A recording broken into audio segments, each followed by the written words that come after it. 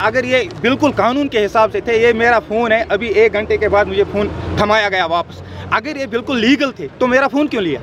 अगर ये लीगल थे तो मैं अपने वकील साहब को फ़ोन कर सकता था, मैं किसी और को फ़ोन कर सकता था, लेकिन उन्होंने मेरा फ़ोन लिया, अपने पास लिया, ये एक ऑर्डर कापी थी अपने पास रखी, अभी ये इन्होंने वापस दे दी मुझे। तो अगर ये लीगल थे, अगर ये इनका जो ये प्रोसीडिंग अभी था ये सारा लीगल था, तो इन्होंने फ़ोन क्यों नहीं इन्होंने ले लिया?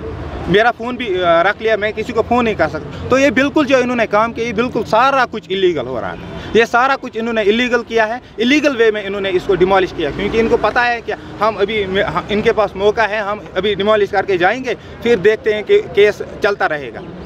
तो एक आज ये दिन है, मैं कहूँगा ये ब्लैक डे है कानून के लिए, जस्टिस के लिए। जो जस्टिस हम बोल रहे हैं, जिस जस्टिस की हम पूजा ये कर रहे हैं कि पूजा कर रहे हैं कि हम जस्टिस का बोल रहे हैं, लेकिन ये उस जस्टिस के लिए आज ये ब्लैक डे है। इन्फॉर्म नहीं किया गया था मेरे पास सुबह जब यहाँ पर आ गए तो नायब तहसीलदार साहब आ गए थे। तहसीलदार साहब ने बोला कि हमें आज इसको डिमोलिश करना है। मैंने बोला सर आप मुझे ऑर्डर दिखाइए। तो तहसीलदार साहब ने मुझे डीसी साहब का ऑर्डर दिखाया। मैंने बताया सर डीसी साहब का नहीं, अभी कोर्ट में केस है, कोर्ट का ऑर्डर हुआ है कुछ, आप मुझे वो ऑर्डर दिखाए। तो उन्होंने बोला मेरे पास नहीं है, आप दिखा दो। मैंने ऑर्डर दिखाया, इसमें सिटे चल रहा था, इस बेस पर के जो इसकी अवार्ड हो रहा था वो बिल्कुल कम था, मतलब क्योंकि जो रूल है कि रिहेबिलिटेशन होनी चाहिए। रिहेबिलिटेशन का मतलब होता है कि ये बंदा ऐसा ही मकान, अगर ज़्यादा नहीं तो ऐसा ही मकान कहीं ना कहीं बनाना चाहिए, लेकिन जो इसमें रेट दी गई थी वो बिल्कुल कम थी। उसके हवाले से हमने एप्लीकेशन डाली थी उस टाइम डीसी साहब को, लेकिन डीसी साहब ने उस टाइम मार्क तो एप्लीकेशन की थी ऐसी हिसाब पे, लेकिन कोई कार्रवाई नहीं हुई। उसके बाद हमें जाना पड़ा हाई कोर्ट ने इसको जब देखा, तो जब उन्होंने एस्टिमेट देखा प्राइवेट ऑर्गेनाइजेशन से थ्रू एस्टिमेट देखा कि फ़र्क देखा कि कितना फ़र्क है, तो उन्होंने सिटे दिया। तो सिटे के बाद ये केस चल रहा था। उसके बाद जब अभी सिटे चल ही रहा था कि एडीसी साहब हमारे पास आए और उन्होंने बोला हमें कि आप एक एप्लीकेशन दे दो रीअसेसमेंट के लिए। तो मैंने वो एप्लीकेशन इनको दे दी रीअसेसमेंट के लिए। उसमें मैंने ये लिख दिया कि अगर आप रीअसेसमेंट करोगे और मुझे इनहेंस करोगे, मुझे लगेगा कि मेरे साथ इंसाफ हुआ है, जस्टिस हुई है, तो मैं खुद ब खुद इसको हटा दूंगा। तो जो ही उन्होंने टीम भेजी, टीम के बाद उन्होंने रीअसेसमेंट किया, लेकिन रीअसेसमेंट करने के बाद जो वैल्यू था उन्होंने मुझे नहीं बताया। तब तक लगभग 20 दिन हुए कि उस वैल्यू को बताना था उन्होंने कि कितना हुआ क्या हुआ, वो उन्होंने नहीं बताया। दूसरी बात, तब तक कोर्ट में भी केस चल ही रहा था, तो कोर्ट ने ऑर्डर दिया, इसको ये ऑर्डर है अभी हमारे पास, कोर्ट का ऑर्डर है कि इसमें आर्बिट्रेशन कर दो।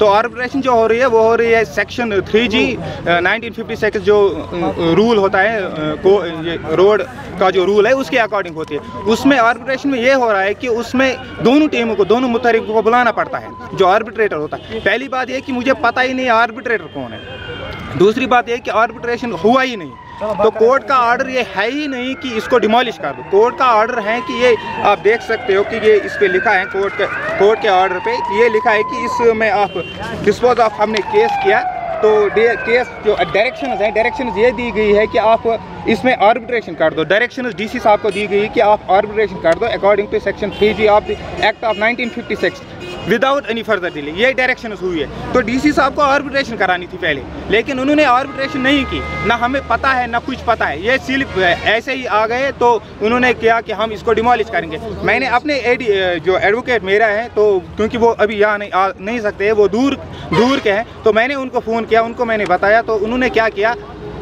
उनको मैंने बताया, उन्होंने ये बताया कि ये उतार नहीं सकते, इनको नहीं उतारने, क्योंकि उनको बोलो आप मुझे कोर्ट का ऑर्डर दिखाओ। ये मुझे ऑर्डर दिखा रहे हैं डीसी साहब का ऑर्डर, क्योंकि डीसी साहब को इसके साथ था ही नहीं अभी कुछ। ये कोर्ट का ऑर्डर दिखाया कि जिसपे ये लिखा हो कि आप इसको डिमोलिशन कर दो, तो डिमोलिशन का कोर्ट का ऑर्डर था ही नहीं। कोर्ट का ऑर्डर सिर्फ है कि आर्बिट्रेशन कर दो। तो आर्बिट्रेशन होती है रूल के अकॉर्डिंग। जो ये कानून दान है, खुद बोल रहे हैं हम कानून चला रहे हैं, लेकिन गैर कानूनी काम हो रहा है। जो अभी ये इन्होंने डिमोलिश किया है ये बिल्कुल गैर कानूनी है, क्योंकि ये रूल के अकॉर्डिंग हुआ ही नहीं। मुझे आर्बिट्रेशन का पता ही नहीं। बेसिकली यहाँ पर हमारा वार्डनिंग एज वेल एज हमारा जो ये फ्लाईओवर बन रहा है संग्रामा में, इसकी वार्डनिंग में हमारा ये मकान जो गुलाम नबी शायद मलिक का उसका मकान आ रहा था, तो उसको काफ़ी टाइम से हमने गुजारिशत की, बहुत टाइम से, बट इन्हें कोर्ट में गए थे और कोर्ट ने इसको डायरेक्शन दे रखी थी।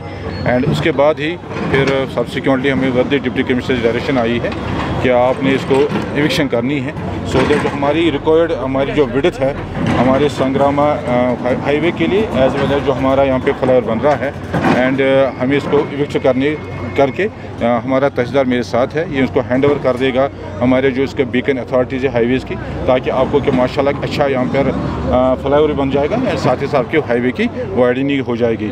रहा सवाल इसकी इनके नोट्स में, इसको हमने पहले बता रखा था।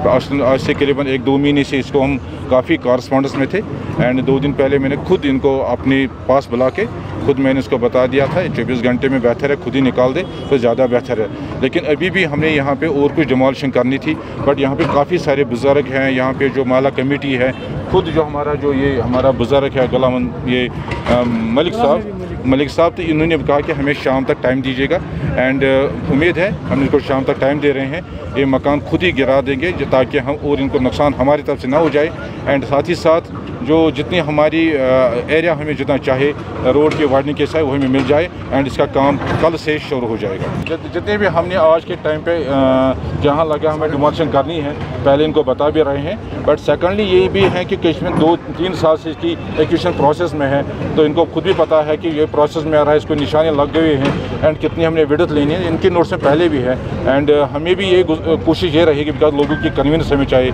पब्लिक चाहती है रोड एंड होना भी चाहिए कि हमें कमिटमेंट है इस साल के एंड तक ये रोड हम कंप्लीट करके देंगे पब्लिक को एंड उम्मीद है कुछ बॉटल नेक्स थे 2-3 जगह पे उनको सबों को हमने निकाल दिया, एविक्शन कर दिया, ये लॉस था एंड आज ये भी हो गया। इंशाल्लाह उम्मीद है हम बारामूला के डिस्ट्रिक्ट को and not only Baramulla district को कुपवारा को इनको अच्छा रोड मिल जाएगा। गुजारिश रहेगी टाइम नहीं, अगर कहीं पे हमने टाइम दिया है कि ये खुद इसको निकाल देंगे, खुद डिमोलिश करके जो उसमें एरिया आ रहा है जो एक्वायर्ड एरिया है जो उनको इंजीनियरिंग डिपार्टमेंट को देना चाहिए, बिकॉज इंजीनियरिंग डिपार्टमेंट आज रात दिन काम कर रही हैं, यही हमारा 3-4 महीने हमारे वर्किंग सीज़न है, नवंबर जाएगा तो फिर हम मैगडम नहीं डाल सकते। तो हमें सबों की गुजारिश ये होनी, जितने भी स्टेक होल्डर्स हैं, हमारी ये कोशिश ये रहनी चाहिए कि हम जल्द से जल्द कि लैंड जितना भी एक्वायर्ड एरिया में आ रहा है इसको हैंड ओवर कर देंगे इंजीनियरिंग डिपार्टमेंट को।